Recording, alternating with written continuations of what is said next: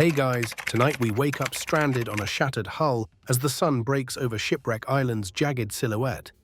You probably won't survive this, but here we are, salt stinging your eyes, wood splinters cutting into your palms, and a vast, savage landscape daring you to live. The waves hiss against twisted metal beams. The reef's razor teeth glint like silent sentinels. Your heart hammers in your chest as you push yourself upright, first-person, present tense, and hyper-aware. Flames of panic flicker behind your ribs, but you clamp down on fear and lean into the raw beauty of this place. The wind carries the tang of brine and something metallic, perhaps the echo of your own dread. Palm fronds twist above limbs, swaying like anxious spectators. The sand is coarse, pinching between your toes. Jagged rocks stretch inland, promising refuge or ruin. You inhale, tasting grit on your tongue. An emotional hook slams into you. This is real. No fancy overlays, just survival pure and unfiltered. So before you get comfortable, take a moment to like the video and subscribe, but only if you genuinely enjoy what I do here. Everyone, please leave a comment about any of your stories for me to know. Now take a seat, have a warm cup of tea, and let's ease into tonight's journey together. You flip a strand of salty hair from your brow and scan the horizon. No rescue ship in sight, only endless blue merging with flame-brushed clouds. You taste terror, but you taste wonder too. Shipwreck Island isn't on any map. It rose from the sea's wreckage and your fate.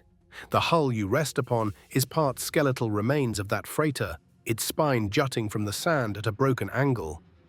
You grip rusted railings, smells of iron and decay mingling with brine. You push off feet, sinking into sand warmed by dawn's first light. Every step echoes in your bones. You are alone. But you steel yourself with determination. Memories of home drift through your mind. Laughter around a dinner table, hot showers, soft beds. Here none of that exists. Only you, the island, and a ticking clock. You crouch low to examine the wreck's twisted ribs. Barnacles cling like stubborn passengers. Small crabs scuttle away, leaving ghost tracks. You stretch a relieved muscle in your back, each vertebra humming with ache. You survey a smear of tide pools where clear water glints beneath shards of metal. Your throat rasps at the sight. Water first, that's rule number one. You drop to your knees, cupping pool water in desperate gulps. Seaweed brushes your forearms, green strands slimy and alive. You pause, breathing, tasting life itself, but salt burns tears spring. You wipe tears on your sleeve and close your eyes, forcing calm. You push to your feet and scan inland. A cluster of palms promises shade, maybe rainwater catchment in fronds. The morning light paints long shadows that beckon you forward. You catch your reflection in a twisted mirror of steel. Salt crusts your lashes, dirt smudges your cheeks. You look like a warrior on the brink of collapse. And maybe you are. You recall a cheeky quip from your last video shoot. If you thought camping was rough, try. No marshmallows, no tent, no backup plan. The joke feels hollow now, but you cling to it. Laughter may be survival's secret weapon. You force a grin and whisper to yourself, "All right, let's do this." With cautious steps, you cross the wreckage's gap planks, groaning beneath your weight. A seagull squawks overhead, wings beating in rhythm with your pulse. You stare at its effortless flight and envy the freedom you've lost. Still, you press on, pulling a shard of driftwood free. You'll need tools soon, fire shelter, water collection. This piece may serve as a digging stick or a primitive stake. Your fingers tighten around the wood, mind buzzing with possibilities and dread. Every footfall feels like negotiation with fate. Please, just a little mercy. But fate remains silent, a cavernous presence in your gut. You reach the edge of the beach where sand meets scrub. Sharp shadows of undergrowth mark the transition zone. Beyond that, the island's heart awaits dense vegetation, hiding secrets of food, fresh water, and hidden dangers. You step into the scrub, each plant greeting you like a strange old friend. Leaves brush your arms, rough and unfamiliar. You pause to catch your breath, chest rising and falling in uneven gasps. You remind yourself, focus. One task at a time. Find water, find fire, find shelter. Live. You press on, leaving behind the skeletal freighter that almost felt like a shelter of sorts. Now it's just another obstacle. Thorns snag your shirt, snag your resolve. But onward you go, guided by a thin streak of sunlight piercing the canopy. That glimmer feels almost intentional, like nature's spotlight shining on your next step. You shake grit from your hair, rub sand from your eyes, and feel the first tremors of excitement. Adventure pulses in your veins. You may be starving, dehydrated and terrified, but you are alive, and that counts for something. The horizon swells before you, blank canvas for your survival. Sweat beads on your brow, and you taste salt and determination in every breath. There's something silver flickers in the underbrush. You crouch low, instincts on high alert. Your heart drumming in your ears, you reach forward. You stagger back toward the shoreline, throat tight as a steel cable, every swallow a tortured reminder that water is life's currency. Your tongue is a sandpaper scrubber, rasping against the roof of your mouth. Salty wind scours your lips until they crack. You drop to all fours where the wreck's beams jut from the surf and search for puddles trapped in hollowed metal. You cup your bloodless palms and peer down murky brine, glinting with rust flakes and specks of sand. You hiss at the taste, seawater sears like acid. Panic coils in your chest. You push yourself upright, staggering across coarse shore pebbles. Each footstep wrenches agony through raw soles. You pause at a tide pool made by the wreck's hull, sticky green algae swirling at its edges. Hesitation claws at you, drink and burn or die of thirst. You press your lips to the water, breathe in bracing salt fumes and gulp. Tongue protests, nerves fire in shock, but you swallow again, your stomach churns. You scan for fresh water, but the island offers only salt-scorched despair. Daylight's heat intensifies, the sun's glare pulses against your back. Sweat, 2 steps ahead of thirst, drips from your brow, stinging your eyes. You stumble inland where scrubby vegetation clings to life. Spindly vines wrap around twisted trunks, holding pockets of condensation in crannies. You crawl beneath a palm's angled fronds and discover droplets collecting on glossy frond undersides. You fumble for a scrap of cloth, your shirt sleeve twisted into a rag to absorb moisture. Pressing the damp rag to your lips, you squeeze fragile beads into your mouth. Each drop tastes of chlorophyll and sand, but it's salvation. You lift your head and swallow, feeling relief surge through dry sinuses. Tears sting in relief and humiliation. This is survival stripped to its bones. You let yourself shiver in the shade heart, pounding with gratitude and fear. Your pulse thumps in your ears as you survey the landscape for more water sources. Inland dunes dip into bowl-shaped hollows where rain might pool. You heft your driftwood stake and probe soft sand for hidden puddles. The wood tip emerges slick with mud, hinting at moisture below. You scrape sand away until a small kernel of water appears muddy and opaque. You drink cautiously, wincing as grit abrades your tongue, but you keep drinking until thirst loosens its grip. Once sated, you wipe your mouth on your sleeve and shake grit from your hair. You breathe deeply, tasting faint hopes of survival. But you know this trick won't last more than a day. You need a plan for fresh water, something sustainable. You recall lessons from a previous trek, solar stills. You scan the beach for plastic or cling film, but find nothing, only scrap metal and barnacle shells. Then you spot a twisted coil of fishing line tangled in mangled rigging. You untangle a length and tie it to your driftwood stake.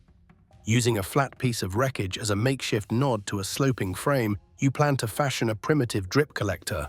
You cut slender palm fronds, weaving them into a funnel under the metal plate. The midday sun bakes the plate hot, warming any moisture beneath.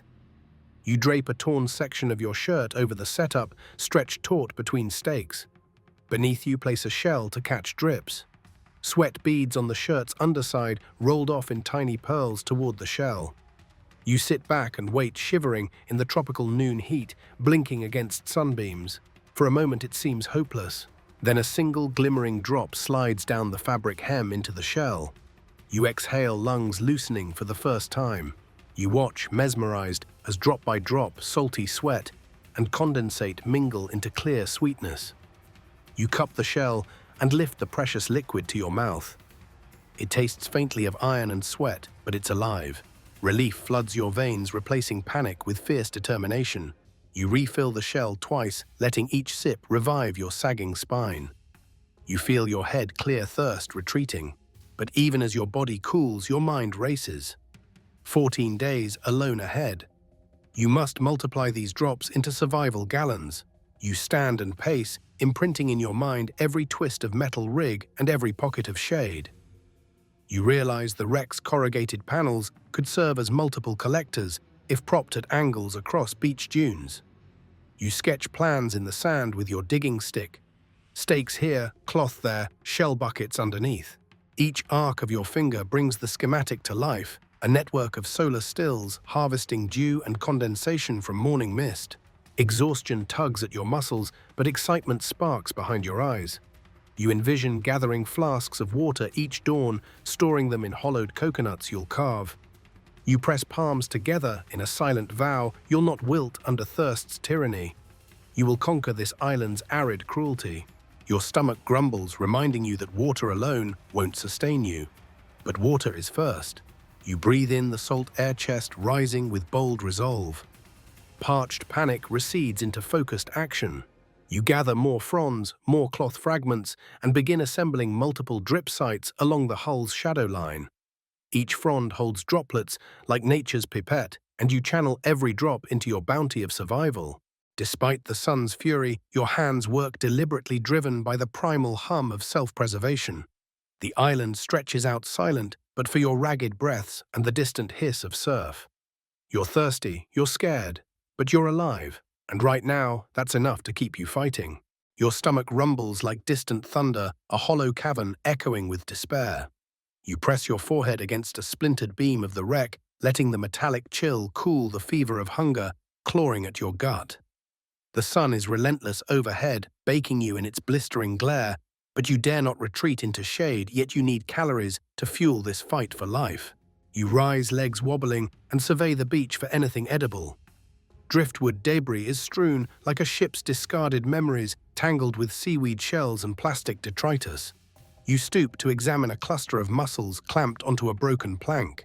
Their ridged shells are flecked with barnacles and encrusted with salt. Your hands tremble as you pry one free, its hinge cracking in protest. A wet, briny scent rises sharp and inviting. Hunger strips away hesitation. You grip the mussel and force it open with your makeshift digging stick. The flesh glistens pale grey, and your mind protests raw shellfish can harbour bacteria, parasites, toxins. But biology is merciless. You swallow the slimy morsel. It slides down your throat like cold tar and leaves a metallic tang that climbs into your sinuses.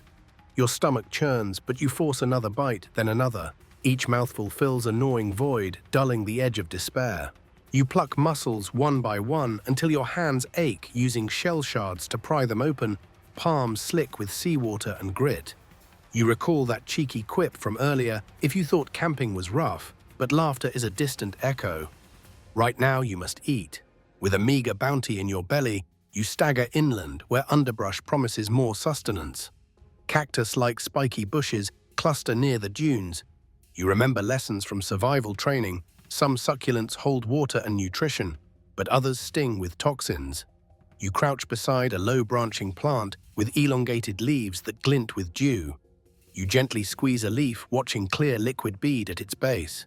You recall that time you used crocodile dung sunscreen, ridiculous and revolting, yet somehow instructive. Sometimes the grossest sources hold life-saving utility. You press your lips to the leaf and sip the fluid. It tastes faintly vegetal watery, but pure. Relief washes through you as you drain 2 more leaves, wincing at the prickles. Your eyes scan for roots or tubers.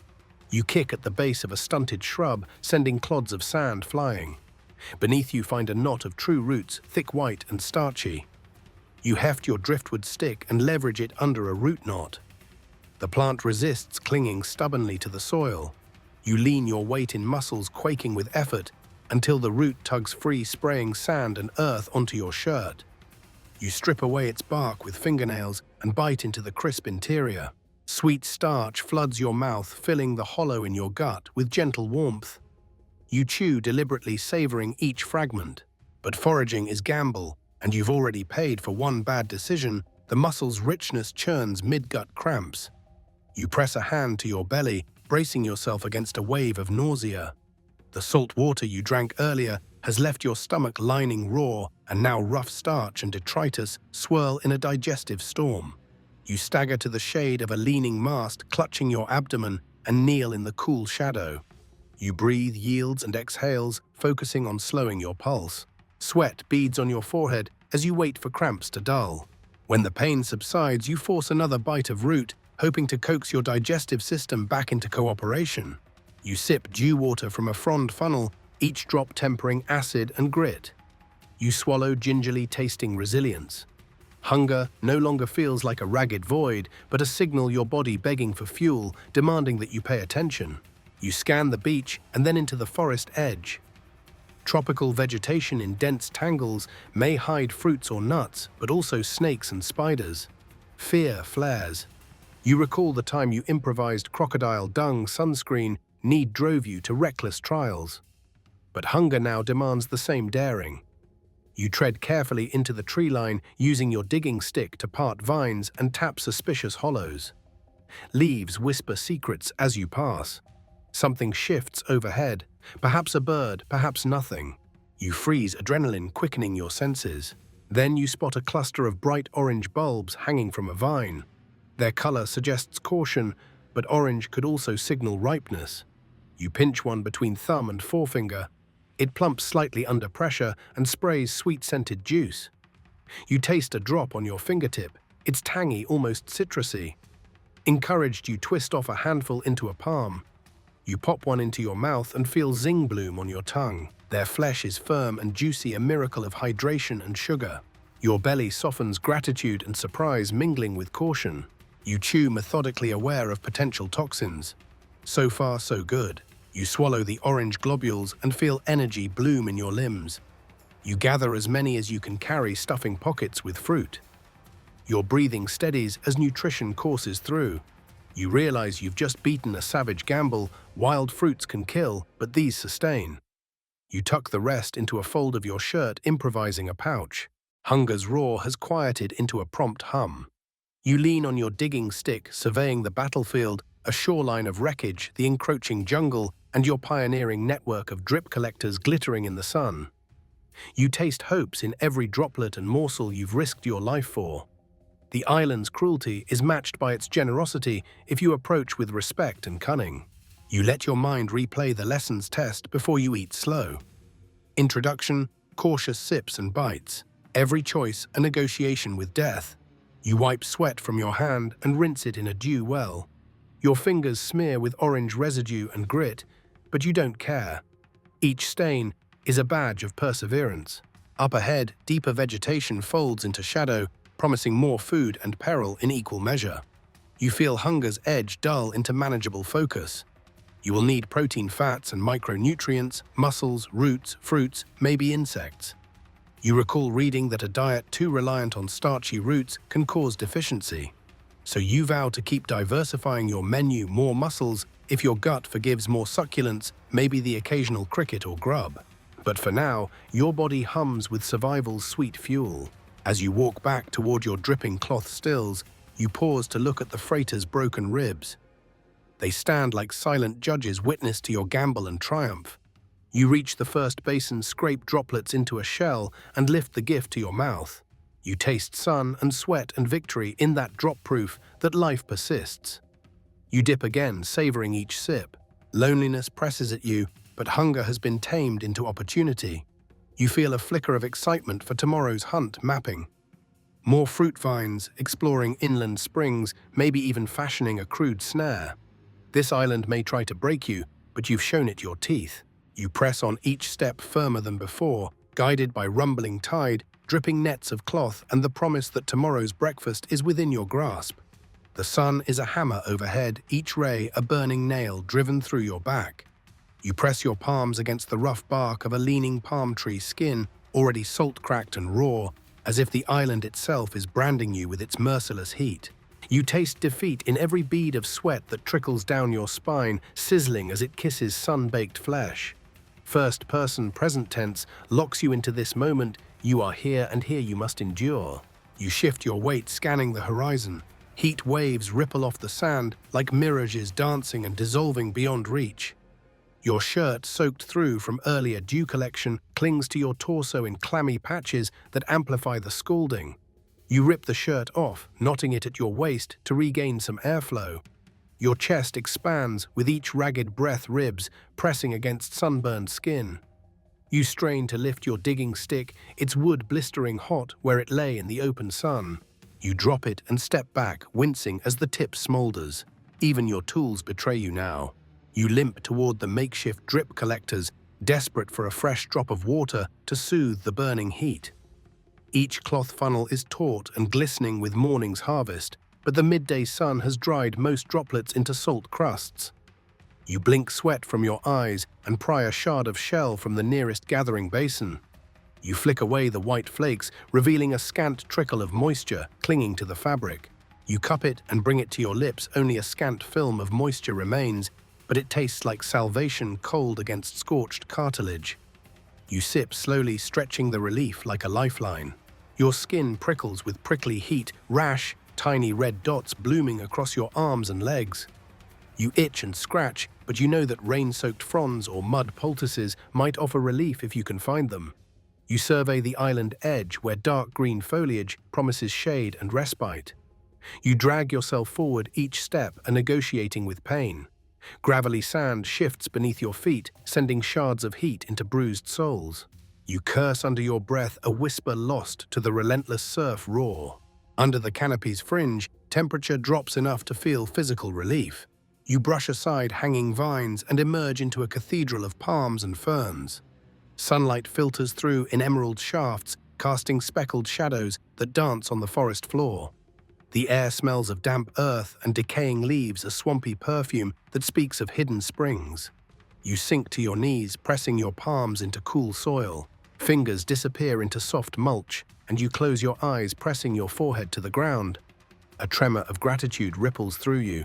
You scrape damp earth into your hands and knead it into a paste finger by finger. You apply this muddy poultice to sunburned shoulders, feeling a brief sting before numbness follows. The mud cools in patches, offering stolen moments of comfort. You lean back and let your gaze drift upward, watching emerald fronds sway overhead. For a heartbeat, you forget the wreck, the hunger, the thirst. You are part of this island's rhythm, breathing, pulsing, aching. Memories flicker. You once skinned your knees as a child, your grandmother slathering mud from the garden on your wounds. You laughed through tears at the silly paste that cooled more than it cleaned. Now that childhood remedy is your salvation, you wipe crusted sweat from your forehead and apply another layer of mud to your arms and neck, forming a patchwork of relief. Your skin drinks the moisture, and every ragged inhale tastes of loamy roots and relief. You sit back on your heels, heart slowing, as the mud works its magic. Your mind drifts to the crocodile dung sunscreen experiment, absurd, humiliating, yet brilliantly effective in its day. Desperation drives innovation.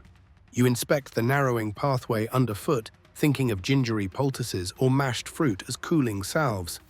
You shake your head, no more reckless trials. Stick to what you know, mud, dew, and logic. You hear the crackle of broken wood and glance over your shoulder. A small lizard darts across a fallen beam, vanishing into underbrush. You rise slowly, muscles protesting each shift. Heat rash itches again, but you ignore the urge to claw at your skin. You press deeper into the forest, searching for fresh water and a more permanent shelter from the sun's assault. The forest floor slopes downward, leading to a hollow ringed by leaning palms. At its center, you spot a natural depression lined with palm fronds, an old crater, perhaps a collapsed termite mound or a lightning strike's crater. You approach cautiously, heart thumping. The hollow gleams with dark wetness. You squat and scoop water into a shell. It's warm, earthy, tinged with must, but it's fresh. You bring it to your lips, and coolness spreads through you like whiskey in a tired soul. You tilt your head back and gulp until your throat loosens. You linger, breathing slowly, as sweat beads roll off your forehead onto the damp earth. You watch each droplet hiss out of existence or seep into the ground, marking time in tiny, sticky comets. You fill your shirt sleeve again, and ring drops into your mouth. Each amber bead tastes of forest life, earth decay, and resilience. You close your eyes, savoring that primal clarity. But you know this hollow won't last forever. The sun's arc will shift and the hollow will bake dry. You need shelter. You gather long fronds and fallen branches, dragging them to the grove's edge. You fashion a low lean-to against a sturdy palm trunk, propping fronds at an angle to deflect the sun's worst. You layer branches to create an opaque roof, weaving vines into lattice to hold everything in place. Inland breezes stir the frond canopy, carrying hints of salt and moss. You crawl inside and lie on a bed of cushioned fronds, careful to keep sunburned skin off direct exposure. You strip the remaining mud from your arms into a shallow pool you've dug beneath the shelter's ceiling. You slather mud across your chest and shoulders again, leaving a cooling wrap as armor. Your body cracks and sighs in relief. You close one eye and watch light sift through choking vines, painting stripes of shade across your chest. You breathe a slow rhythm, inhale, exhale. Inhale, exhale. Pain remains a dull roar beneath calm, but for the first time since dawn, you feel protected. Hunger's rumble fades. Dehydration's panic recedes. You tuck your shirt sleeve of collected drip water into a notch in the wooden frame. You'll sip from it later. For now, you lie still, mind drifting between recovery and strategy. You think ahead, midday heat will break around 4. By then, you'll need to scout for edible roots in shaded gullies, perhaps harvest cicadas from tree bark or seize crabs from tide pools. You'll need to keep your body temperature in the safe zone or risk heat stroke. You consider making fabric hammocks from torn sailcloth to keep off hot ground. You picture a series of these groves, a network of cool rest points around the island. Fatigue tugs at your eyelids.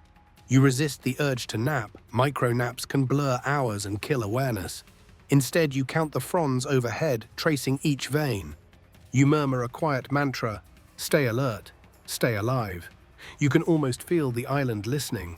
The breeze picks up, carrying a distant rumble, waves or maybe clouds gathering off the horizon. You listen, focusing all senses outward. A stray leaf flutters down, landing on your chest.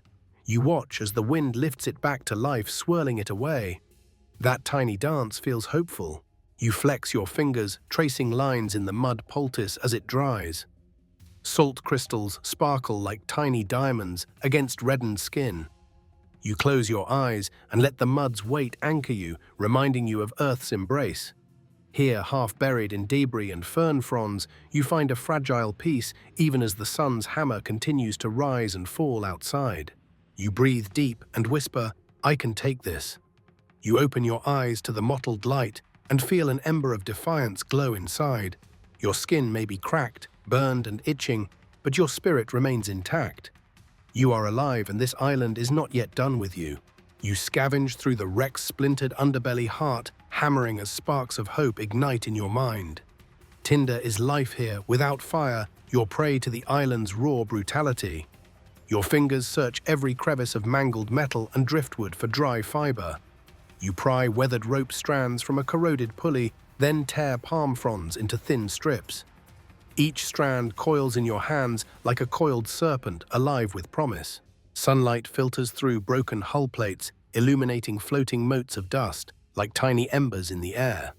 You lay your tinder on a flat slab of steel that used to be the ship's deck plating. The metal is hot to the touch, but its heat may help coax flame from friction. You wedge the base of your driftwood stake into a notch carved from a larger plank, holding the shaft vertical. With your free hand, you spin a smaller stick between your palms, pressing the tip into the tinder pile. Friction flares your palms with heat, sweat mingling with grit in every pore. Your breath hitches as a wisp of smoke curls upward like a ghostly finger pointing at salvation. You keep spinning faster, heart in your throat. The smoke thickens, smelling of charred palm and sea salt. A faint orange glow blossoms at the wood's tip, a sunrise no map can show. You deftly transfer the ember to your tinder nest and gently blow, coaxing the smoldering fibers to flare into a slender tongue of flame. The fire catches, it flickers, then steadies a small trembling sentry against the island's indifference. You exhale in relief as warmth and light spread from the tiny hearth. The crackle of burning fronds is music to your ears, a beating drum in the silence. Every spark is a victory, every curl of smoke a testament to your resilience. You gather small kindling, broken sail threads, dried seaweed strips, slender branches stripped of bark, and stack them around the ember. The flame climbs, growing stronger, licking at its new fuel. You feed it patiently, heart syncing with its rhythm. Soon you have a fire pit sturdy enough to boil water, cook mussels, and ward off night's chill. You lean forward, face illuminated by amber glow. The fire reveals your salt-crusted cheeks, sun-bleached hair, and eyes that burn brighter than any flame. You remember the cheeky reality check: you probably won't survive this. Now survival is less hypothetical and more tangible. You flex scorched fingers, amazed by the miracle you've wrung from raw elements. With fire secured, you turn to its uses. You heat shells of mussels to kill pathogens, turning slimy risk into safety. You boil dew water in a hollowed coconut shell to sanitize it. You fashion torches by wrapping soaked cloth around driftwood handles.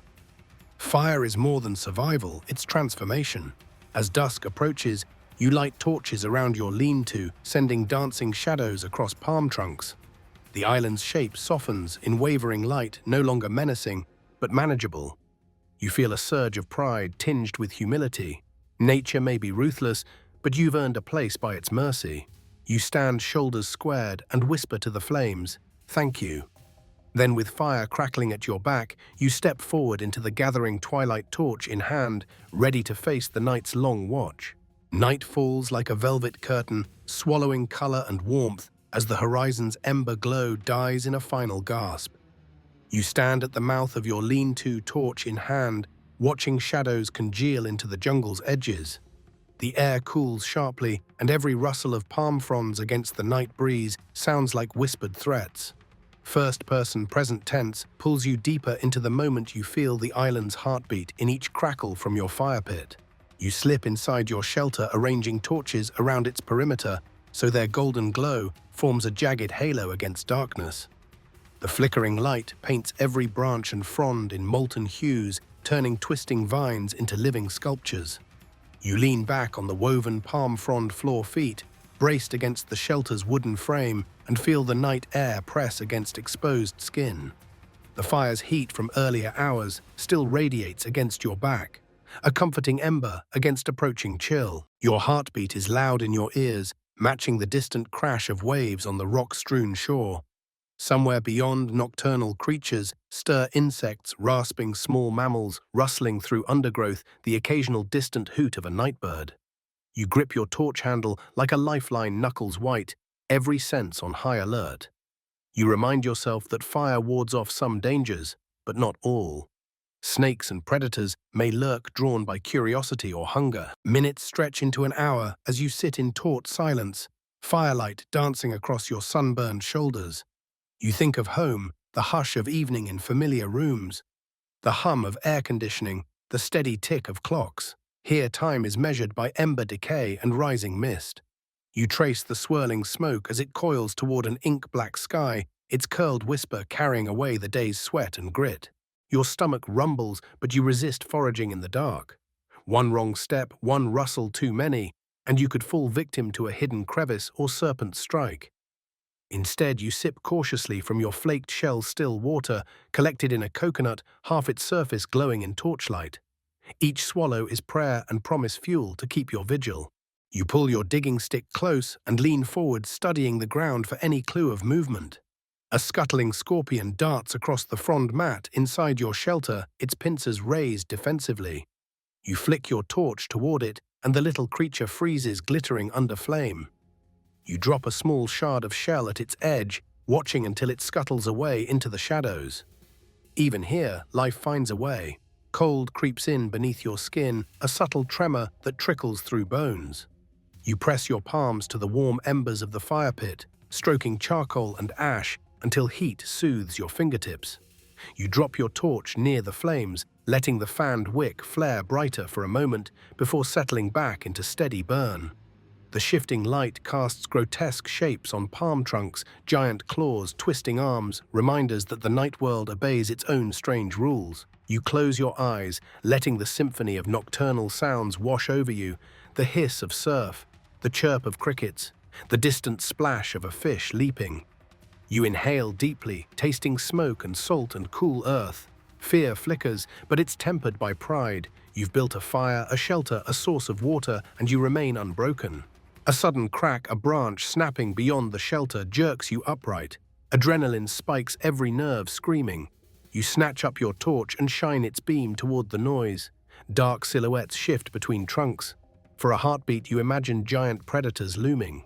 But the beam reveals only monkeys fleeing through canopy shadows, their eyes reflecting flame like twin embers. You exhale, tension draining from your shoulders, leaving them heavy and quivering. Still, you don't lower your guard. You fan the fire until its roar fills the hollow, then return to your frond mat. You sit cross-legged and wrap your arms around sunburned knees, leaning into the heat.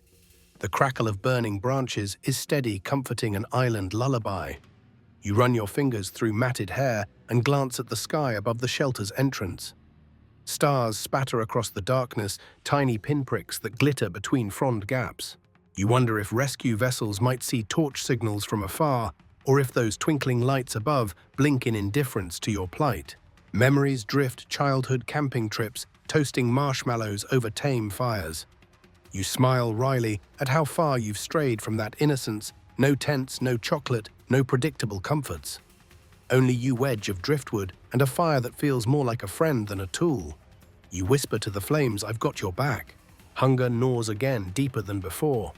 You consider roasting root scraps wrapped in palm fronds to avoid poisoning yourself in the dark. But safety trumps hunger tonight. You can wait until dawn. The forest will reveal edible treasures in daylight. You decide to conserve energy, minimize movement, and preserve every ember. Your eyelids grow heavy. The fire's warmth lulls your muscles into a gentle cradle. You resist the urge to collapse completely, instead, leaning back against the palm trunk that supports your shelter. You keep one eye open, scanning the glowing shadows. Fatigue seeps in, like ink in water, spreading until it dulls your senses. You hate that feeling. Vulnerability drips from it like dew. Yet your body demands respite. Muscles tremble with exhaustion. You swallow fear and promise yourself a micro nap, 20 minutes at most. You'll set multiple torches, so if one goes out, others keep the sanctuary alive. You rise carefully, extinguish a torch tip in the fire pit, and position it nearer your resting spot, ensuring 3 torches surround your lean-to. Then you sit and tilt your head back, watching flames lick dying wood, your breath slows, soothed by crackles and hisses. As sleep tugs at your consciousness, you recall the protagonist's psychology: fear, loneliness, resilience. You feel all of it now. The ache of solitude twinges in your chest. Fear coils like a serpent in your gut. Yet resilience glows in your soul, brighter than any torch. You focus on that glow, letting it outshine dread. Your shoulders slump, head drifting. You murmur, "Stay strong," a mantra for this long night. Your hand slides to the frond mat, seeking contact with the earth beneath, a tangible reminder that you're alive. The fire's roar becomes a distant hum. Stars above seem to lean closer, bearing silent witness. In that half-dream space between vigilance and sleep, you feel the island's approval, a subtle nod in the dark. You are not giving up. A final crate of embers pulses before you close your eyes completely. You imagine daylight's return, the flames of dawn igniting hope anew. You wake with your eyelids still heavy and the torchlight sputtering at the edge of your vision. The crackle of dying logs has softened to a low hiss, and a faint breeze rattles woven fronds overhead. You push yourself upright on aching elbows, torch in hand, and peer out into the night. The island feels alive around you, each creak and sigh of wood transformed into voices in your mind. Ghostly echoes they whisper, as if the wreck itself is speaking, an ancient mariner coughing up its secrets. You rise and step outside the lean-to, careful not to kick embers into the cool sand. The torches cast tall, quivering shadows that slink into surrounding palms. You stand at the threshold, torch raised like a beacon, and listen. The wind weaves through broken masts on the beach, making metal cables moan, and sheets of torn sail flap like tortured spirits. Each creak is a syllable, each groan a sentence. The shipwreck's story is told in disembodied sounds. You pass the crestfallen hull and trace its jagged outline against starlit sky. Moonlight glints on twisted metal, and you imagine phantom sailors clinging to rusted railings, arms outstretched toward home. Their silent pleas echo in your chest. You grip your torch tighter, reminding yourself that you are flesh and bone, not ghost. and that this island holds no dead souls, only the living. Your mind's creations brought on by isolation. The tidal breath of the sea stirs the wreck's ribs, sending distant echoes that bounce off coral outcrops. You follow the sound down the beach, each footstep a pact with the unknown. Your own breathing shudders in your ears, matching the rhythm of the sea's pulse. Somewhere water laps against barnacle-covered hull plating, each lap a reminder of mortality's border. You step into the water's edge, the surf cool on bare feet, and let waves tease your toes. The sensation snaps you out of reverie, you are here and now alive. Beyond the surf's edge, seaweed and driftwood huddle in moonlit puddles. You tug your digging stick free of a tangled log, its rough bark grazing your palm. The sound of your heartbeat drowns out the wreck's whispers. You close your eyes to a single point of focus, the rhythmic crash of waves, steady and true. Gripped by sudden inspiration, you scoop a handful of sand and fling it into the surf. You watch grains scatter, each catching moonlight, and feel your own scattered thoughts settle. You head back toward your shelter, weaving between leaning palm trunks. The scent of salt and damp fronds fills your nostrils, and each inhalation burrows deeper into your nerves. Shadows loom like giants at the forest edge, and you remind yourself that fear is a halo, not a chain. You've survived hunger, thirst, sunburn storms, and blistering isolation. These creaking masts are only echoes of your own determination. You reach the grove where your lean-to stands. Torches still burn, though one guttering low. You extinguish its embers and replace it with a fresh torch you fashioned earlier. Flames crackle to life, pushing back night's hushed choir.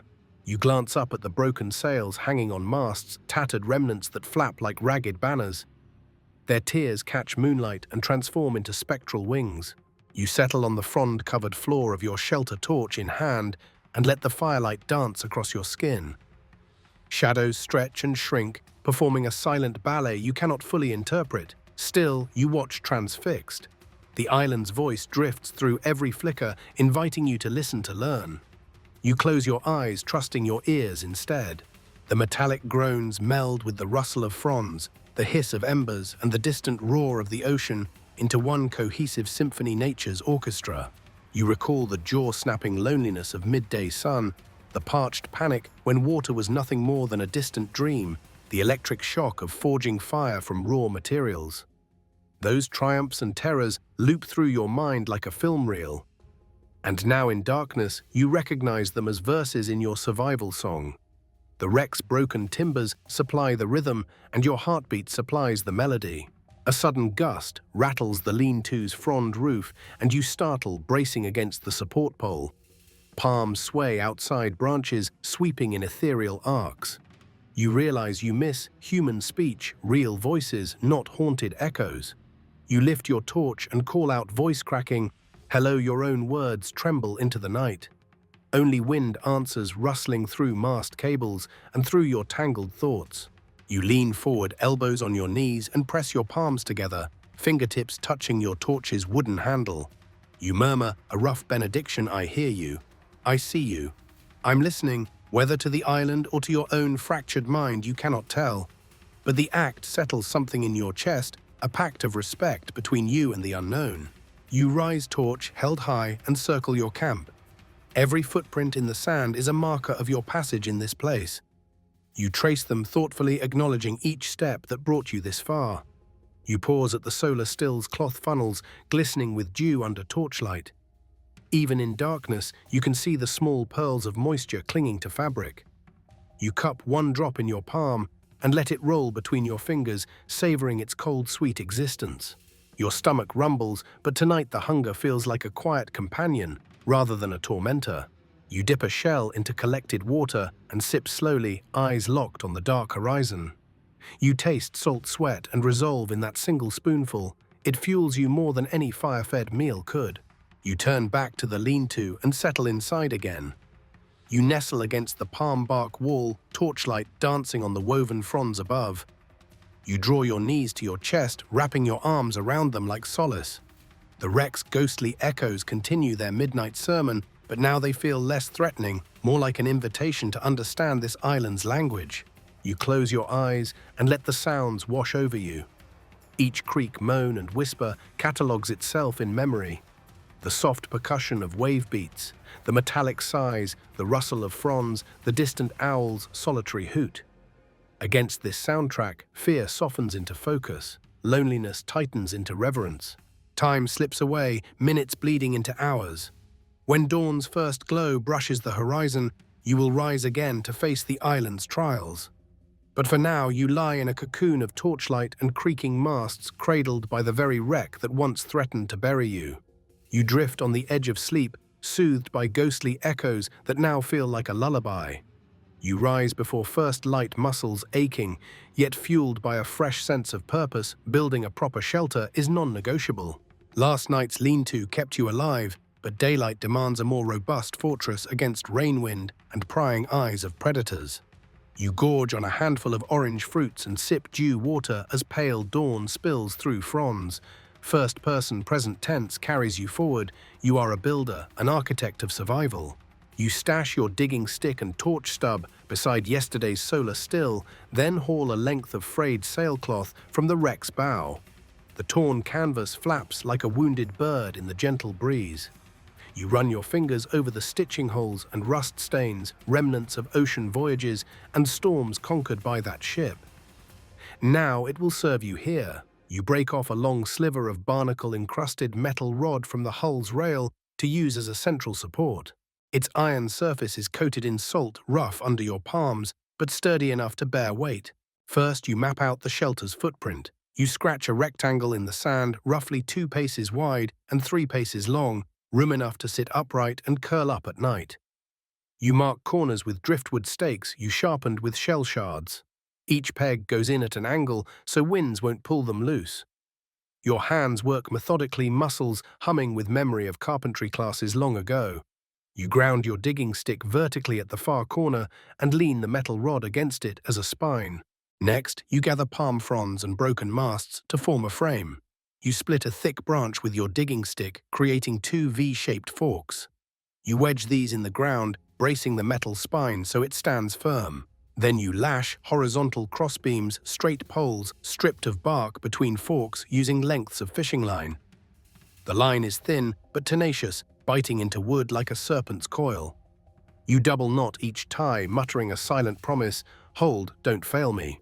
With a skeletal frame in place, you unfurl the tattered sailcloth. It billows, catching the breeze before you secure it over the ridge of the frame. You knot each corner to the stakes, pulling the fabric taut so rain runs off instead of pooling. The central rod humps the cloth, creating an angled roof. You tuck edges under sand and stone to prevent wind from lifting the shelter like a tarp. The sail's salt stains and tears give it character, a battle flag of your indomitable spirit. Now for walls. You weave palm fronds between vertical supports, their stiff ribs overlapping like shingles. Each frond's spine locks into the one below, creating a thatch wall that blocks sun and rain, yet allows airflow. You cut frond stems with shell shards, careful not to splinter your palms. Your fingers bleed pinpricks of green resin, burns from saps, but you press on. By the time half the wall is done, midday sun sits high, but inside your kit-built lair shade is cool relief. Next, you reinforce the floor. The forest ground is marshy in places and littered with sharp debris. You lay down a layer of wide fronds overlapping them, like flooring planks, then drape extra sailcloth over, creating a water-resistant pad. You fortify corners by tucking small stones beneath the edges, keeping wind gusts from shifting your base. The result is a snug nest above Earth's damp breath. You pause to survey your work. The shelter is symmetrical, a pitched roof of sail above sturdy thatch walls, entrance facing east to catch first light and avoid prevailing winds from the southwest. You stroke the metal support rod, feeling its cool weight under calloused fingers. This is more than a refuge. It's a monument to your ingenuity, a statement that isolation will not break you. You step inside and test the dimensions. Room for your frond bedding, your stockpile of fruits, mussels in shells, water containers, and a small fire pit built into the sand floor. You even carve shallow groves in the packed sand floor to collect stray water drips under morning dew, microscopic reserves that could mean life or death. You plaster any gaps in the thatch with mashed fruit pulp mixed with mud ceiling cracks that might let wind chill or rain seep in. As a final touch, you fashion a small vestibule, a half-roof of overlapping palm fins extending from the entrance so rain won't blow directly in. You hang a curtain of sail scraps at the doorway, held by a horizontal pole woven between two uprights. This flap sways with each breeze, keeping insects at bay and giving privacy from the island's gaze. You exit and clear a perimeter, removing any loose debris that predators could use as camouflage. Then you arrange a line of torches along the outer rim, forming a low-burning fence of light. Each torch is a sentinel glowing softly in the fading light. You watch as day transitions to dusk, the glow flickering across woven walls. Inside, you sit cross-legged on the floor, the interior cool and safe. You tie lengths of spare fishing line to the roof beams, intending to hang small pouches for tools, your digging stick, shell knife, sewing kit for sail repairs. Organization here is mental armor. Clutter invites chaos. Soon you have a rudimentary gear station on one wall, shells threaded on line, a pouch of nuts, a carved wooden bowl for water. You light a small oil lamp you improvised by soaking a scrap of cloth in coconut oil, placing it in a hollowed coconut shell. The gentle glow illuminates the thatch patterns above you. You lean back against the sailcloth wall, feeling its rough texture beneath your shoulder blades. For the first time, solitude feels structured, your environment shaped by deliberate hands, not random fate. Night's chill creeps in, but inside your shelter is a haven.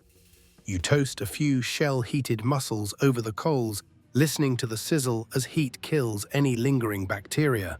Each bite is a reward, nutty, briny survival. You sip boiled dew water, warmed by the lamp's oil lamp, heat strange but comforting. You close your eyes and let out a breath long and measured.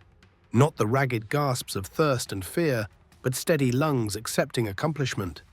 You reflect on the blueprint you sketched in Sandstake's line-cloth thatch, now transformed into reality. The island's raw materials have bent to your will, forging a livable sanctuary from chaos. Finally, you lie down on your frond mattress, nestling into the padded floor. You prop your digging stick within arm's reach by the entrance, ready for a midnight emergency. You glance at the improvised tool station, proud of the order you've enforced. As darkness deepens, you count the rhythms of your breath, lulled by the shelter's hush. Outside wind whispers through the sail's tears. Inside you are king of your domain. You wake to the hush before the dawn chorus, sun still a pale promise beyond the eastern canopy. Hunger's low rumble stirs in your gut, reminding you that today will demand every ounce of prudence. Heart still, you peer out from your shelter's curtain, no birds yet, no rustle of mammals. Only the soft drip of your solar stills gathering dew. You slip outside, feet silent on compacted frond flooring, and pause at your row of cloth funnels. Each holds a residue of last night's condensation, pale crystals clinging to fibers like morning frost. You cup a funnel and tilt it, letting slow beads collect in a shell. Their taste is faintly sweetened by earth minerals, but it's life. You count the droplets, just under 2 dozen. At a rate of 10 drops per swallow, that yields only 2 small sips, barely enough to moisten lips, let alone hydrate. You sip deliberately, letting each taste sink deep, quelling throat fire. You press your tongue to the cloth spine to soak up every remnant. You refill the shell twice more, scraping every last drop. Each swallow tastes of effort and ingenuity. Each drop is a victory over thirst's tyranny. Next, rationing food. You cross the sandy floor to the low rock ledge where yesterday's mussel shells glint in dawn light. They're bleached white now, their fragrant brine gone, but they mark your foraging ground. You gathered 20 mussels the other day, cooking only half to stave off potential shellfish poisoning until you're certain of safety. The remaining 10 were tucked in a hollowed coconut, their shells stacked like trophies. You retrieve 5 shells and scrape residual flesh into your waiting frond plate. That's one meal's worth seance of survival, not luxury. You chew carefully, savoring each morsel and mindful of avoidable waste. The briny flesh is chewy, warming your belly with protein and salt your body craves. You follow each bite with a sip of dew water, washing grit from your teeth. With each swallow, your mind sharpens. Proper rationing isn't only restraint, it's strategy. 20 mussels could become 4 modest meals if you portion 2 per day, enough to keep muscle from wasting without overwhelming your fragile gut. You gather the empty shells and clean them with ocean spray, flicking away sand and algae. Then you arrange them in a neat cluster on your shelter's frame shells, inverted to collect any stray dew. You smile what was once, refuse is now part of your toolkit. You harvest a handful of orange fruits next, counting out 4 for today's snack. You place them in a frond pouch, hung inside your shelter, protected from rain and pests. You'll eat one at mid-morning, one at noon, one mid-afternoon, and one as a pre-sleep treat. With rations set, you consider foraging next. Today's agenda: explore the rocky cove west of the wreck for crab or small fish. Shellfish sustained you once, now you must diversify. You pack your gear, digging stick shell knife frond pouch and a coconut half of water. You tuck 3 frond-wrapped torches into the shelter's vestibule for departure. You hook your makeshift fishing line a length of rigging with a bent shell hook onto a branch. Before stepping out, you pause to honor your reservation, everything in moderation. Your mind drifts to a memory of a buffet in happier times, stacks of pancakes and syrup, laughter echoing in a kitchen. Now even pancakes would be poison. Flour and sugar are as rare as rescue. But discipline is an unexpected ally, turning deprivation into control. You whisper to yourself, hunger is a map, rationing is the route. You leave the shelter's calm embrace and step onto the bleached sand. Dawn's first shafts filter through palm trunks, illuminating motes of dust like fireflies. You cross the beach, heading west. Each footfall sinks into granular grains, but your mind is light, focused on the hunt rather than the void in your stomach. At the cove's edge, tide pools shimmer like liquid glass. You crouch low, scanning creviced rock for scuttling legs. There, a flash of red beneath a stone overhang. You pry the rock with your digging stick carefully so as not to crush the crustacean beneath. A small crab scrambles free, pincers raised. You drop the rock and lunge, grasping its shell just behind the eyes. It snaps one claw in surrender as you hold it firmly. You release it into a deep shell basin you dug earlier in the sand, where it clatters against stone. You repeat the process, acquiring 3 crabs before midday sun presses too close. 3 crabs, 3 more protein filings. You transfer them to a flat rock slab at the shelter's entrance, where you build a small fire from residual coals and kindling. The flames flicker, turning sand to pale orange glow. You roast the crabs, the shells popping like miniature fireworks as heat forces moisture out. You inhale their smoky scent, mouth-watering. When they're done, you crack each shell with a stone, extracting meat from the claws and body cavities. It's a feast, rich, briny, and dripping with juices. You portion each crab into 3 small morsels, saving the final piece to flavor a soup tonight. You eat slowly, heart swelling with gratitude and humility. The protein warms your muscles, gives hope to your bones. With your belly eased, you refill your water container at the cove's tide line, straining through a frond to filter sand. The salt sting is less intense now after days of adaptation. You sip, letting the salt calibrate your electrolytes. You tear a leaf from a nearby succulent bush and rub its gel onto your cracked hands, soothing abrasion and enhancing grip for future tasks. By late morning, you pack up 4 crabs' shells cleaned and arranged in a tidy pile, water-refreshed gear stowed. You map a mental route back to the shelter, marking landmarks: a leaning palm, a jagged coral outcrop, the wreck's bow jutting above trees. Each landmark is a waypoint, ensuring you won't lose yourself in this vast wild. Back at your fortress, you unload your catch and water, securing them in frond containers hung inside the vestibule. You reset the shells under funnels, collect fresh dew, and wipe sweat from your brow. You pause to update your ration ledger, 10 mussels left. 1 day's fruits, still 3 crabs now slotted for 2 meals tomorrow. You record these in the sand beside your sleeping mat, a ritual that keeps time and resources aligned. As you sit beneath your shelter's roof, you dip a crab chunk into warmed water and savor the last remnants of morning's forage. Your eyes close in contentment. Scarcity managed has a sweetness all its own. You inhale deeply, tasting salt and smoke and triumph. Today's rationing resolve has fortified you not just physically but mentally. You are neither at the island's mercy nor at hunger's whim. You are its master. My vision shimmers like heat ripples on the sand as I stumble from my shelter toward the solar stills. Each step feels weighted by leaden thoughts, thirst's razor edge slicing through every rational crevice. The cloth funnels quiver, but I swear they pulse like living hearts mocking me with their promise of life. I lift a shell beneath one funnel, but the drip is gone. Only pale salt crystals glinting under my fingernail. My tongue curls against the roof of my mouth, rough as a riverbed, and thirst blooms into a mirage-fueled thirst for anything wet. A drop of dew, a tear, even the morning's mist seems insufficient. I blink against glaring sun, and for a moment I see my reflection in a tide pool, sunken cheeks, hollow eyes, and skin taut over cheekbones like stretched canvas. But as I lean over, the reflection dissolves into something else, an older version of me, gaunt and crowned with moss, eyes glazed, mouth moving in silent pleas. I reel back, heart hammering, convinced I've glimpsed my future self trapped in this island's embrace. I close my eyes and pinch the bridge of my nose. Reality fractures. I hear cricket song morph into children's laughter, echoing from a distant playground. Then it shifts to my own voice, youthful and carefree. Race you to the swing set, but when I open my eyes, there is no playground, only the wreck's jagged ribs and swaying palms. My chest tightens. Loneliness screams louder than any phantom memory. I stagger toward the thicket, desperate for shade and relief from sun-blasted delirium. Branches scratch my arms, but I barely notice. Between rustling leaves, I think I hear my name whispered. You? Survive. I freeze, scanning the greenery. No human voice answers, only leaves shivering. My spine tingles with both hope and dread. Is the island mocking me, feeding me illusions to drive me mad? I lean my forehead against a palm trunk, inhaling its earthy scent. The musty aroma steadies my mind for a heartbeat. I force myself to breathe deeply. Inhale, count 1, exhale, count 2.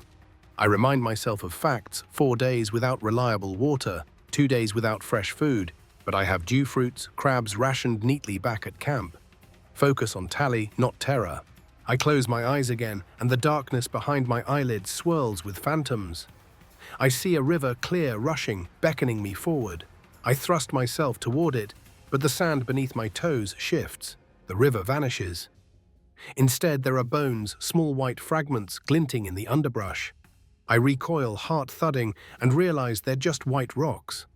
My pulse bangs in my ears. I swallow grit and tears. Panic nips at my heels. If I lose my mind, I lose everything. I slam both palms into the trunk of a stout palm wood, rough beneath bleeding fingers. I grit my teeth and force a mantra: secure shelter, secure water, secure food. I tap each point with my fingers: shelter my thatched fortress, water solar stills, food rations neatly recorded. The framework steadies me like a tripod holding a shaky camera. I focus on the gentle drip of water as my anchor. Back at camp, the funnels have begun to glimmer again with tiny beads. I stagger there, mind clearing, as I draw nearer. The sight of liquid collecting tiny orbs of salvation gives me a surge of joy, so sharp it cuts through hallucinatory haze. I kneel and cup a shell, tilting the cloth just so until a single drop falls. It glimmers truth incarnate. I lift it to my lips, tasting unadulterated hope, cool, sweet, faintly metallic. The drop floods my brain with relief. I pour another and another until my belly loosens its famine grip. As warmth seeps into my bones, hallucinations dissipate like morning fog under sun. I breathe deeply, eyes clear, chest rising without panic's hammering. I trace droplets with a finger, watching them coalesce into a shallow pool. Reality returns, shaky but real. I lean back, spine against the metal support rod of my shelter, and close my eyes. Vision still trembles, but I ground myself by recalling a memory childhood camping trips in real summer heat where I learned to build tents and start fires. I remember my father's steady hands guiding mine as we hammered stakes, his voice calm, one move at a time. I whisper it now, letting it anchor my mind, one move at a time. I rise and survey my tools. Digging stick leaning against the frame, knife fashioned from shell inside the vestibule. Fresh fruit and crab rations stored in woven pouches. Each is a stone in my fortress of facts. I gather extra cloth scraps and tie them around my wrists, physical tokens of self. The rhythm of knotting calms the last tremors of delirium. Heading inland, I stick to familiar paths, the narrow corridor between shelter and tidal pools. Then the line of leaning palms that marks my studded boundary. My legs still wobble, but each step grows firmer as mental haze clears. I stop at a scrubby bush and detach a ripe orange fruit, its vivid hue shocking against parched foliage. I bite in sweet juice floods my mouth, energizing both body and mind. Reality solidifies with each crunch. Halfway to the rocky cove, I encounter another mirage, a cluster of shining metal structures, perhaps a sunken boat beyond the wreck. My heart leaps, but when I draw near, it's just glinting barnacle shells reflecting dawn light. My knees tremble not from weakness, but from relief that my vision no longer deceives me. I laugh softly, a shaky bark that tastes of triumph and embarrassment. I press onward to the cove, scanning water pools for signs of crabs. The humming of waves is my constant companion, steadying like a metronome. I crouch beside a shallow pool where I spotted jellied eggs earlier. I scoop a handful and lob them onto a rock. The gelatinous spheres wobble, then dissolve into the pool. No food here, but clear water, fresh and undiluted. I drink deeply, head tipped back, tasting freedom in each sip. In the midday sun, I pause beneath an overhanging ledge. The shade is brief but precious. I sit cross-legged on cool rock and pull a small notebook of sorts from my shirt, a strip of sailcloth with tally marks etched in ash.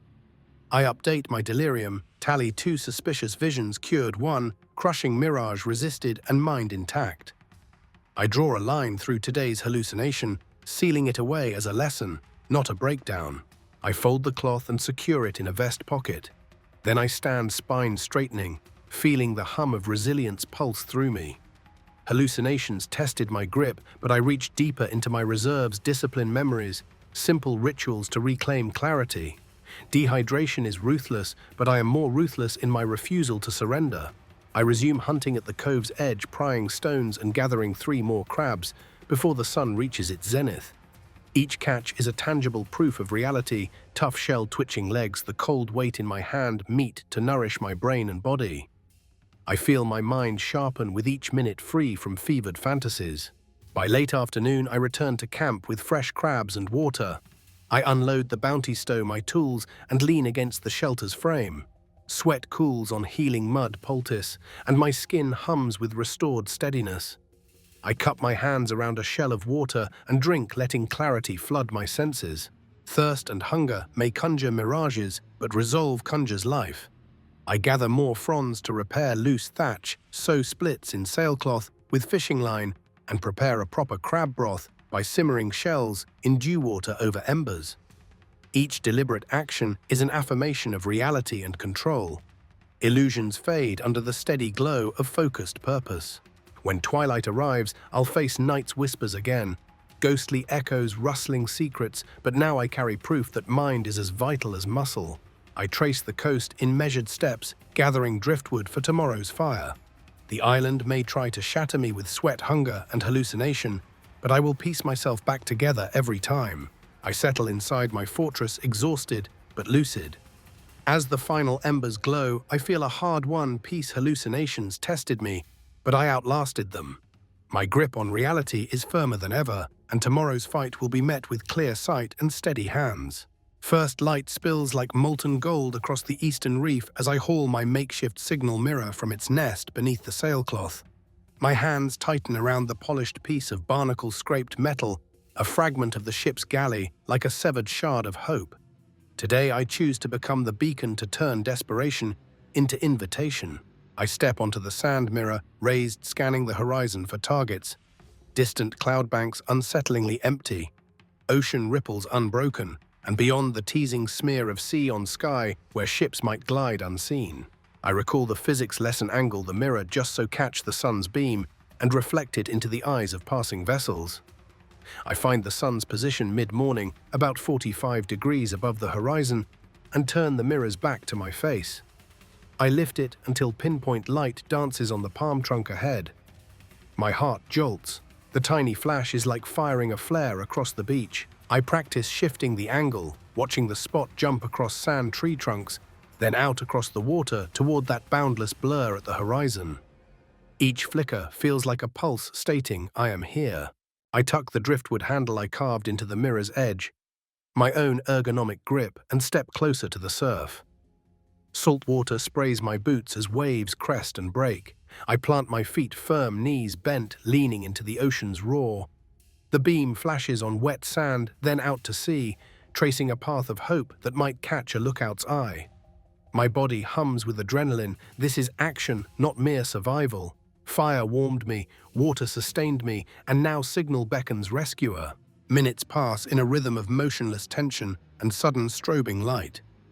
Each heartbeat feels synchronized with the mirror's pulse. I tilt slightly left, then right, sweeping the reflective dance across the water's surface. I imagine a crow's nest lookout, scanning horizon. Perhaps they'll spot the rhythmic spark. Perhaps not, but every flash is a promise I refuse to vanish. Above me gulls wheel in the updrafts, their cries staccato punctuation in the morning hymn. A cloud drifts across the sun and my beacon dies. Panic flares, no light, no signal. I freeze, every muscle taut.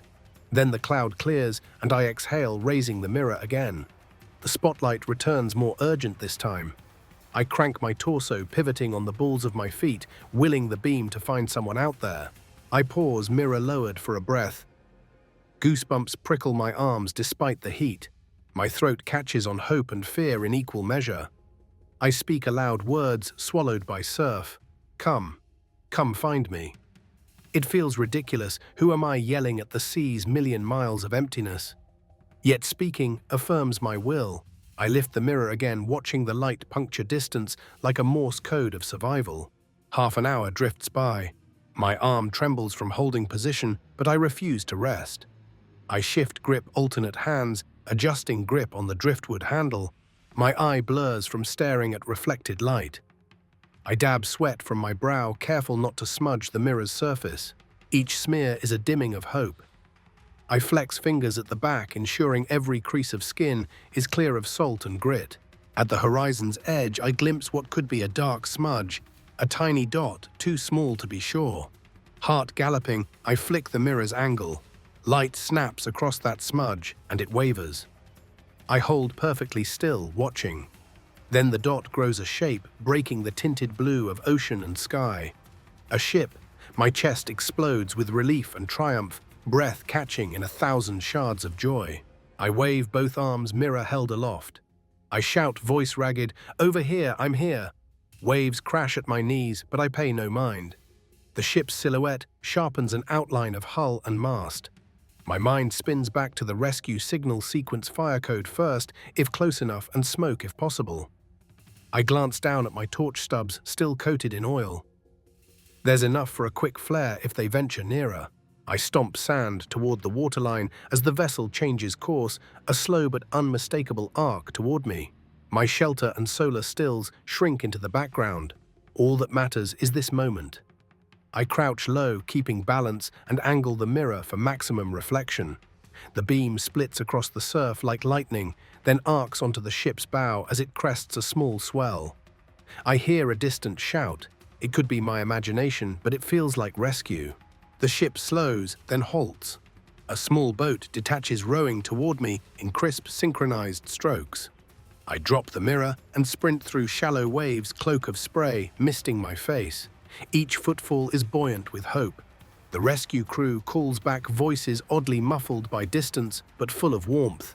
"Stay on the beach. We'll reach you soon." My legs burn, but I slow, sinking once more into the welcoming sand. The dinghy bucks over foam and cresting waves, carving a path to me. I breathe in deep, tasting salt, damp air and the sharp tang of freedom. My heart slows, but still blazes brighter than any flame survival realized signal answered. A hand grips my shoulder, firm and solid, pulling me from numb exhaustion. I turn, blinking against the sun, to see faces, blue-shirted rescuers, eyes wide with concern and wonder. One offers water in a plastic bottle. I gulp until my chest lifts with relief. They wrap a blanket around my shoulders, and the world softens, shadows recede, and the island's harsh edges blur behind me. They help me aboard the dinghy, and I pivot for a final look at Shipwreck Island, twisted metal skeleton, verdant fringes, and the lean-to haven I built with blood and grit. I press a hand to my chest, whispering thanks to the island that tested every fiber. Then I lower my gaze to the rescuers, gratitude and wonder flooding my eyes. As the dinghy pulls away, I raise the mirror once more, flashing its last sparks of light across the waves, an epilogue of hope, a final salute to the world that refused to forget me. Dark clouds gather low over Shipwreck Island, their bellies bloated with promise of fury. You stand at the crest of the beach, rescue still a distant glimmer as thunder rumbles like an angry drumbeat. First-person present tense locks you into the storm's approach. You feel its weight in every hair strand and bone. The wind shifts, tilting palm fronds into sharp arcs, and you sense the air's charged electricity prickling your skin. You dart back to your shelter, my mind racing through preparations. Rain will drench your thatch and sailcloth. The fire must be banked, tools secured, rations protected. You shove aside the sail flap curtain and step inside, breath ragged. Torches gutter weakly, their flames bowing to gusts that slip under walls. You gather them one by one and thrust their flaming tips into the fire pit, coaxing coals back to life with a gust of breath. Sparks grate across ash and charred frond, resurrecting embers into resurgent blaze. Lightning forks across the sky, painting the thatch walls in stark white light. You press your back against the sailcloth, feeling its damp coolness as rain begins first, a scatter of droplets, then a drumming roar as sheets of water hammer the roof. You wince at each impact, eyes squinted, sweat and rain mingling on your brow. Water sluices down the angled roof in noisy rivulets, threatening to flood the floor. You pivot and thrust your digging stick under the uprooted frond floorboards, carving shallow trenches to channel water away. Thunder cracks overhead, shaking the island's bones. You wrench the metal support rod from its socket and use it to prop the worst sag in the sail roof, reinforcing a bulging section where water pools. You tie extra fronds to the central spine, layering them to create a double thatch barrier. Rain hisses off the angled surface in white cataracts. Each strike of lightning illuminates your frantic silhouette, hands working, sweat mixing with rain, eyes fierce with determination. You feel the storm's power in every gust. The shelter groans as wind rips at its edges, trying to pry fronds free. You wrap lengths of fishing line around the base stakes and horizontal beams, lashing everything tighter. Your fingers numb from cold and effort prune splits in rope with practiced knots, clove hitches, taut line hitches, each expertly cinched to hold under strain. Inside, the fire struggles smoke, billowing under the sail ceiling. You cup your hands around a handful of dried kindling, seaweed strips, brittle wood shards and feed them to the coals. You cup breath around embers, coaxing flame into life, if only for a heartbeat. Flames flicker, then explode in relief, sending tongues of light licking at the smoky roof. You breathe a silent thank you, knowing fire's warmth is as crucial in storm's chill as desert's heat. Rainwater floods your small floor, but the trenches reroute it around the sleeping area. You clamber inside and wring water from your shirt into a shell. You stack stones at the entrance to block incoming flows. You sweep frond debris from the floor and pile it into a corner, forming an improvised raft in case water rises further. Lightning splits again, closer this time, and thunder shatters the moment. You grip your torch stub and dash outside to check the solar stills. They rattle in the windcloth funnels, thrashing like white flags. You haul them in, snapping the cloth from the stakes and collapsing each collector. You tuck the wet funnels into your shelter, knowing they'll be unusable until you dry them by the fire. A squall surge lashes the shelter's side, and you brace the door flap with your shoulder sweat and rain stinging your eyes. Your shirt clings heavy as lead, and cold water pours down your neck. You grit your teeth and lean into the wind, reminding yourself that storms pass and you will survive. A sudden bolt of lightning strikes a nearby palm, its trunk splintering in an explosive roar that echoes in your ears. You duck inside, heart thundering as loudly as the storm. Inside, firelight dances off rain-slick walls. You sit cross-legged on raised fronds, feeling each muscle quiver from adrenaline and cold. You reach for your carved coconut bowl of water and hug it to your chest, breathing in its warmth. It's a meager solace, but it's real water purified by fire life, sustained in manual prayers. Rain hammers the roof for what feels like an eternity, but eventually the thunder fades into distant grumbles. The wind drops to a howl, then reduces to the storm's weeping. You peel yourself from the frond raft and crawl toward the embers. You prod them gently, coaxing the coals back into a steady glow. You drape wet funnels near the fire's edge, watching them steam dry. Outside, the storm's final breaths rattle coconut fronds. A watery sunrise bleeds over the horizon, painting the island in ghostly grey. You step outside, mud suckling at your boots, and survey the landscape, fallen fronds, scattered debris, the wreck's silhouette shrouded in mist. But your shelter stands intact, a battered triumph against nature's fury. You salvage scattered crates of rations, pile them inside, and pat the thatch walls in relief. You press your palm to the central pole, feeling its solidity. You whisper, "That was you and me shelter," grateful for its endurance. You look at the solar stills, now empty but intact, and vow to rebuild them. Survival isn't static, it's adaptation, and each storm is proof that you were ready. You return inside as the first birds call tentative notes. You warm your teeth with roasted crab scraps, each bite tasting of victory and resilience. You sip water, chest rising with each swallow, mind clearing under the storm's aftermath. The island's harsh pulse has slowed, and you, molded by wind and rain, stand sharper and stronger. A sudden slip on a slick rock sends a shock of pain up your leg.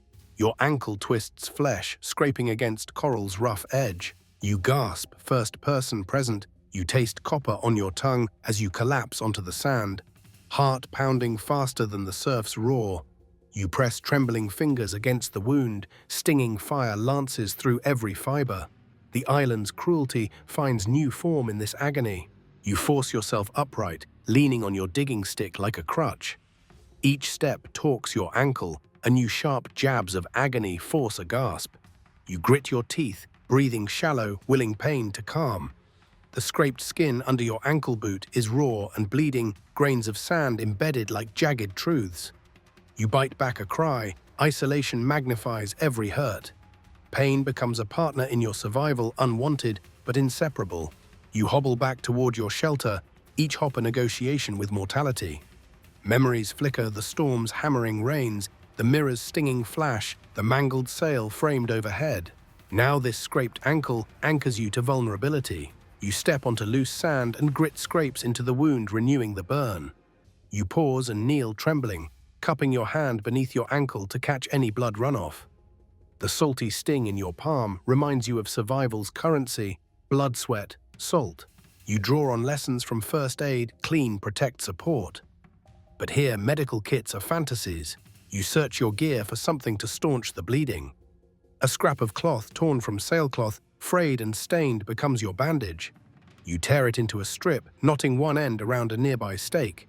You dip the cloth in your shell of boiled dew water, hot enough to sterilize, cool enough not to scald. Then you wrap it snug around your ankle, pressing firmly to slow bleeding. The damp fabric hisses against hot flesh in a hiss, like steam on iron, but you hold it in place until gushes soften to trickles. With the bleeding slowed, you rig support. You lash your digging stick alongside your leg, using lengths of fishing line, each coil a brace, each knot a pledge to keep moving. The makeshift splint is crude, two straight sticks wedged above and below the injured joint, bound tight. Your foot strays into a permanent angle, but the splint holds it firmly. You flex carefully. Pressure sends tremors of pain through tibia and fibula, but the structure prevents collapse. You settle against a palm trunk ankle, elevated on a cluster of fronds. You breathe, tasting salt and iron, heart still racing. Loneliness and fear swirl like tempest clouds, fractured hallucinations from before, remind you that pain can warp reality. You focus instead on concrete facts. The splint holds, the bandage binds, and you can still walk. You will adapt. You twist to inspect the horizon, no ship in sight, only the wreck's jagged silhouette and the thick green line of palms. You press your shoulder against the trunk and reach over for your shell cup of water. You sip slowly, letting cool liquid seep through parched throat into sunburned lungs. Each swallow vibrates through broken bones of hurt and hope. Night approaches, coolness will magnify pain's edge. You know you must reach shelter before dark, or risk infection and tremors freezing your body. You rise with care, anchoring weight on your uninjured leg first, then shifting slowly to the splinted foot. You hop, stumble, then step forward as the digging stick hits the ground. Each movement is mediated by pain's negotiation, but you press on. Across the beach, the wreck's beams stretch like welcoming arms. You remember how you built solar stills along its shadow tools of life's renewal. You head there, first rifling cloth funnels for last vestiges of dew. A drop or two remains. You scrape them into your mouth, grimacing at the sting. But water dulls pain's edge, so you press cloth to your lips and twist the bandage damp again, hoping moisture soothes raw flesh. Limbs trembling, you make for your fortress. The wind whips salt spray across open face. You tighten bandage wrap to protect against further abrasion. You hunch forward, weight distributing across stick, good leg, then injured one each cycle. A small triumph. You recall Thanksgiving for small wins, yesterday's mirage. Resisted signal caught crabs, roasted shelter standing. Those victories anchor your resilience now even more than physical support. You reach the narrow path between scrub and beach, ankle-aching sweat mingling with rain-slicked mud. You hop over a root and lose balance, pain flares, vision whirls. You catch the railing of a fallen mast, pressing weight through splint and stick, breathing through clenched jaw. You remind yourself 1 foot in front of the other, no matter how slow. At the shelter entrance, you lower yourself onto frond flooring, panting. Your ankle throbs, each beat sinking with blood pounding in ears. You inspect the bandage, soaked with fresh blood caked with sand. You remove it with a hiss, rip the fabric away, watching red streak across pale skin. The wound is wider than you thought, flesh torn by coral's cruel edges. You grit your teeth but maintain calm. Pain is reality, but reality is manageable. You dip a torn cloth scrap into boiled dew water again, letting steam rise in fragrant curls before pressing it gently against the wound. You let cool water wash grit from the scrape swirling milky in the basin. You watch until water runs clear, grit gone. The wound still bleeds, but clean water calms infection's promise. Next, you create a poultice. You crush a leaf from the succulent bush, its gel thick, soothing, antiseptic. You rub the leaf between your palms, extracting viscous green slime. You smear it onto the wound, feeling tingles as microbes die under natural enzymes. You bind the ankle again with fresh cloth, tighter, but not so tight as to cut circulation. The skin around toes pinks under your careful twist. You elevate your foot on a stack of fronds, knotting a strip of line to a low beam and around your ankle to keep it propped. Pain still thrums, but elevated posture reduces swelling. You lean back, digging stick across your lap, and breathe slowly. Inhale for 4 counts, exhale for 6. Each breath is medicine. Each exhale a release of tension. As dusk deepens, you sit by a small fire at your shelter's edge, steam rising from poultice and poultice. Flames light bandage in golden glow, wound appears less monstrous, more a testament to how far you've come. You feed coals with dried seaweed bundles, heat radiating across fronds. You sip crab broth, warmed by embers tasting smoky salt and protein's warmth. Each spoonful is a reward medicine for bone and spirit. You close your eyes, recalling earlier victories. The beaten mirages, the shellfish feast, the first spark of fire, the solar stills drop. Those memories form a tapestry around your pain, strengthening resolve. You murmur a vow, this scrape won't stop me. You trace knots on the splint clove hitches, symmetrical taut line hitches snug. Each knot is a point of control in a world of pain and unpredictability. Night's lullaby washes over you, surf's steady pulse wind, in sail's embers soft crackle. The ache in your ankle is constant, but beneath it pulses something stronger, defiance. You press your palms together, toe to head, and whisper gratitude to every tool and lesson that got you here. Then you stretch your leg, gently flexing toes against fabric testing support. The splint holds. You nod, satisfied.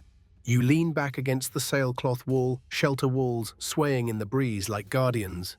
The world beyond may have hurricanes of wind, storms of thirst, cramps of hunger, and hallucinations of despair. But now it has one less weapon: pain. Because you have learned to treat pain as an ally, an unasked teacher in endurance. Your eyelids droop. You stoke the embers once more, ensuring fire remains until dawn. You rest your head on bundled cloth, ankle-elevated stick within reach. Tomorrow's journey will come with a limp, but it will be fueled by renewed hydration and nutrients gathered today. You close your eyes, letting pain fade into dreams of steady steps and approaching rescue. Dawn's first light is barely breathing across the horizon when I hear it, a low mechanical hum that reverberates through my bones. I freeze mid-stride, heart hammering so hard I taste blood in my mouth. First-person present tense locks me in this electrified moment. This sound is not wind, not wildlife. It's steel and engines, the promise of rescue. Adrenaline surges through every fiber, replacing pain's echo with a thrilling jolt of hope. I drop my digging stick and spin toward the wreck's tip, where I stash the mirror and torches. The world tilts as I sprint each step, weighted by ripped ankle and raw determination. My breath shudders in my throat, ribs ache as I heave my body forward. I snatch the mirror off its rope peg and grasp a torch in the other hand, its soaked cloth wick still drenched in coconut oil from last night's lamp. The engine hum grows louder, boat or plane, I can't tell, but it no longer matters. I burst onto the beach's crest sand, flying beneath my feet. I crouch low, mirror angled to catch first rays of sun, and raise my arm. Light fractures across the metal shard, sending a fierce beam out to sea. I rotate my torso, flicking the reflection like a lighthouse in fast forward. Behind me, I ignite the torch tip with a flint of rocks I carry in a small shell pouch. The flame snaps to life in a sputter of orange, licking at the oil-soaked cloth. Smoke billows upward, pale and thick against the pastel dawn sky. I thrust the burning torch skyward, waving it in wide arcs while the mirror's pulse lashes across the water. My throat is raw from shouting over here, but I keep calling, voice ragged but unbroken. The engine hum deepens into a rhythmic pulse, matching my heart. I stagger toward the surf mirror and torch aloft, limbs trembling with a cocktail of fear and exhilaration. Sweat and tears mingle on my cheeks. The coconut oil torch sputters in salty breeze, but I keep it alive, planting my weight on my good leg while my injured one throbs with every shift. Behind me, my shelter and solar stills shrink into silhouettes of palm and makeshift canvas.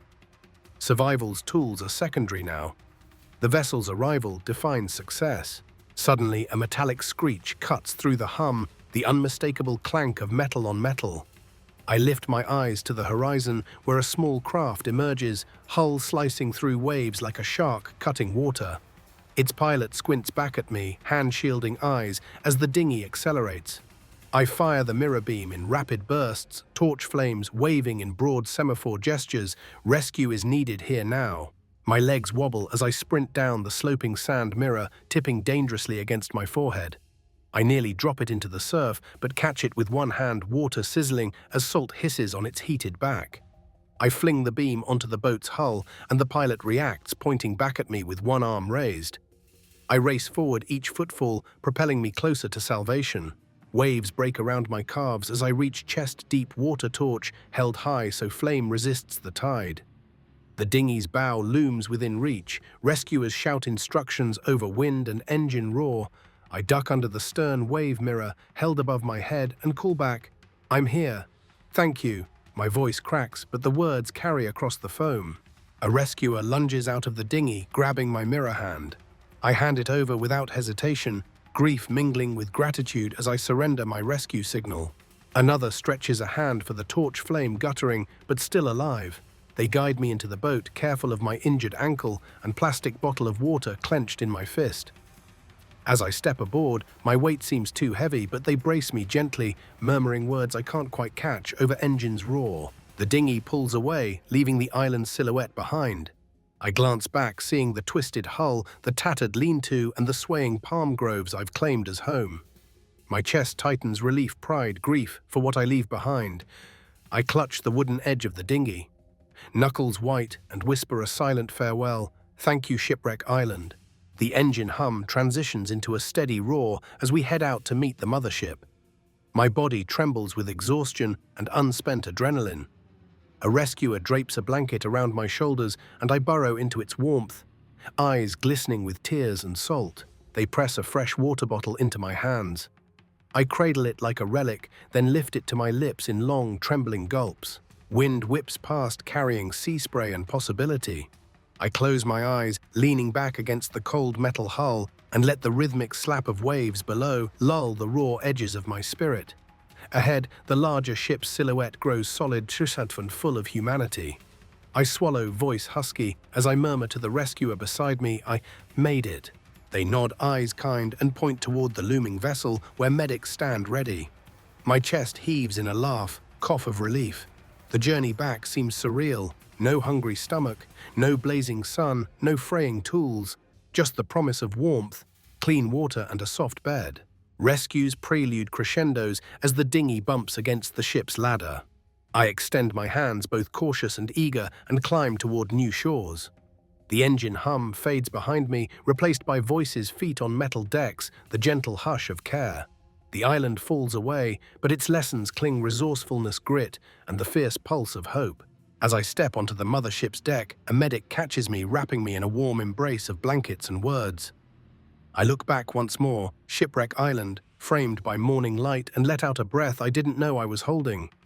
The real world rushes in the deck's steady sway, voices of concern, the scent of fresh coffee and antiseptic. Still, I carry the island's memory in every ache and triumph. I straighten, shoulders squared, and lift a tired hand in farewell salute to the horizon. This chapter closes not with an end, but with a promise I survived. The journey back to solid ground is surreal. Feet numb from cold water and exhaustion, I gingerly step onto the mothership's deck. Each movement a blend of triumph and fragile disbelief. My splinted ankle protests at the shift from rocking dinghy to steady metal, but I brace against a rail, breathing deep the scent of antiseptic and diesel. Crew members swarm, voices calm and compassionate, wrapping me in blankets and pressing warm water bottles to my chilled palms. First-person present tense keeps me grounded. I am here and I have survived. They guide me to the infirmary, where a medic kneels beside a cot. I ease down the blanket, falling away to reveal sunburned shoulders, salt-crusted hair, and the frayed edges of my makeshift clothing. A gentle hand unties the fishing line bandages, peeling back layers of cloth and succulent poultice. I flinch as dried blood and sand give way to clean water and antiseptic sprays, but I steel myself, aware that healing begins with honest reckoning of wounds. As the medic cleans the scraped ankle and sunburned back, I recount the 14 days in terse fragments, thirst's razor edge, the delirium shadows, the storm's hammering rain, the solar still's first precious drip, the mirror's frantic signal, and the spark of rescue. Each word lands like a stepping stone across a chasm of disbelief, how simple things like a shell or a torn sail became lifelines. They listen, eyes wide, nodding at each fierce detail, acknowledging the island's trials and my tenacity. Water is next, a cup of fresh, cool water offered without ration or ritual. I lift it with trembling fingers, marveling at its clarity. I sip and the liquid flows without sting into my parched throat. Luxury beyond measure. I close my eyes, savoring each swallow, a silent apology to every drop of dew I coaxed from cloth funnels and every gulp of shellfish broth I forced past gut protests.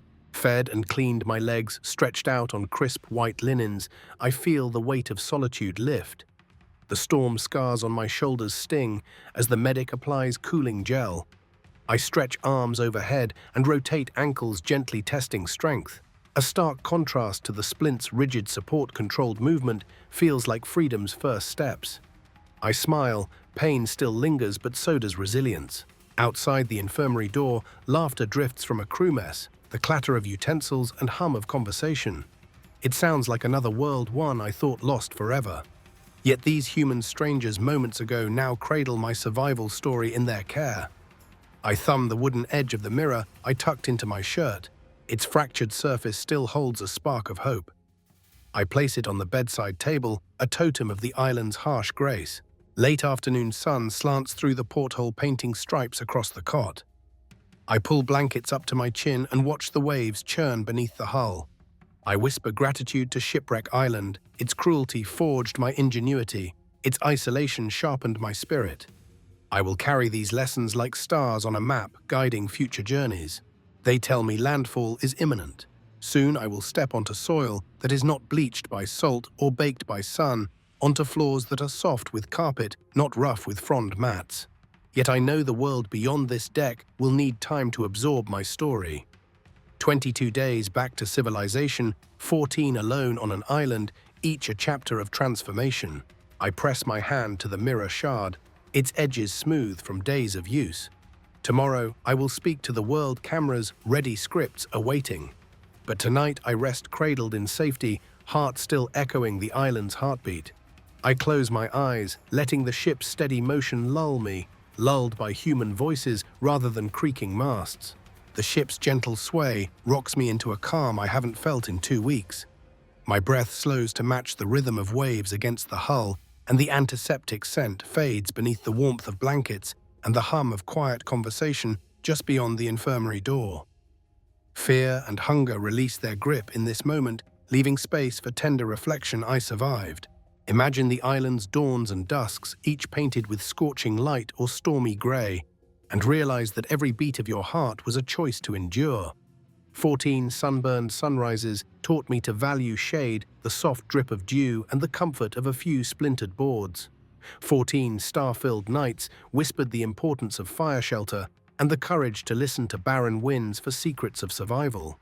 Now cocooned in clean sheets, I feel the contrast of softness against the jagged edges of memory. My body, once a map of scratches and sunscorch, is slowly knitting back together under hands trained to heal. The pulse of pain has softened to a distant drum still there, but no longer dictating the pace of life. Resilience has replaced despair. Soon I will walk onto safe ground, carpet beneath my feet, voices instead of echoes, and water that flows unbidden from taps. Yet the island's lessons will stay etched into muscle memory and woven into my spirit. I will carry that fragment of mirror as a reminder that hope can reflect even in shattered glass. Rest now in the hush of recovery. Let your heartbeat find its steady hum. If your mind drifts to distant shores, let it wander gently, guided by gratitude and wonder. You have traveled through thirst, storm, hunger, and fear, only to emerge bathed in the soft glow of rescue's promise. Close your eyes and feel the warmth of human touch, the comfort of clean linens, and the safety of new dawns ahead. Good night, survivor, sweet dreams. Survivor, sweet dreams. Survivor, sweet dreams. Survivor, sweet dreams. Survivor, sweet dreams. Survivor, sweet dreams. Survivor, sweet dreams. Survivor, sweet dreams. Survivor, sweet dreams. Survivor, sweet dreams. Survivor, sweet